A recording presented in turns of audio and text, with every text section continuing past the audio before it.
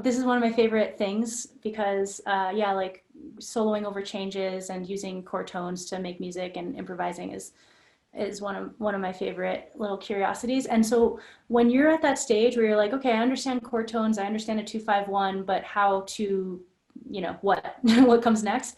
One of the best exercises that worked for me is bass lines, just like constantly creating bass lines. And you can even do like an hour of bass lines.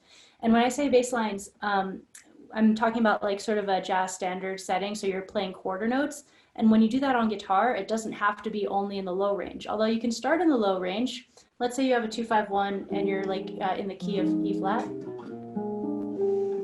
Let's make it 2-5-1 and then to the 6, right? So just to keep it cycling. So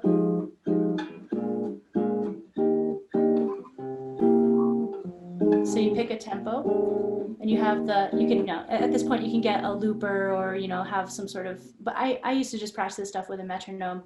But anyway, you play a quarter note. You basically try to go through the changes in quarter notes, and I'm actually going to make it 4 beats each. So 1, 2, 3, 4, 1, 2, 3, 4, 1, 2, 3, 4. And then so you would start by.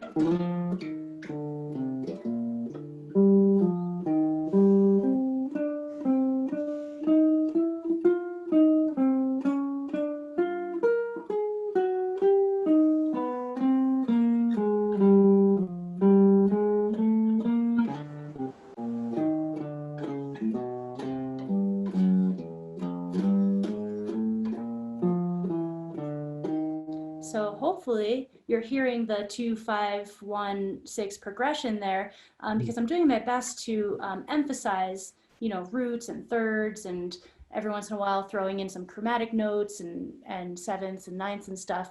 But when you're forced to play quarter notes, and you have to play a note for each beat, you find yourself kind of painting yourself into like these corners, and then you're like, oh, how am I going to get out of this one? How am I going to find the next chord in this area of the fretboard? And so yeah, doing that in all the ranges. And I'd highly recommend doing a thing where you're just like, I'm going to do bass notes or bass lines for 20 minutes, and just even put on a timer and be like 2-5-1 for 20 minutes, go see what happens. And you'll definitely come out with some new ideas you haven't thought of before.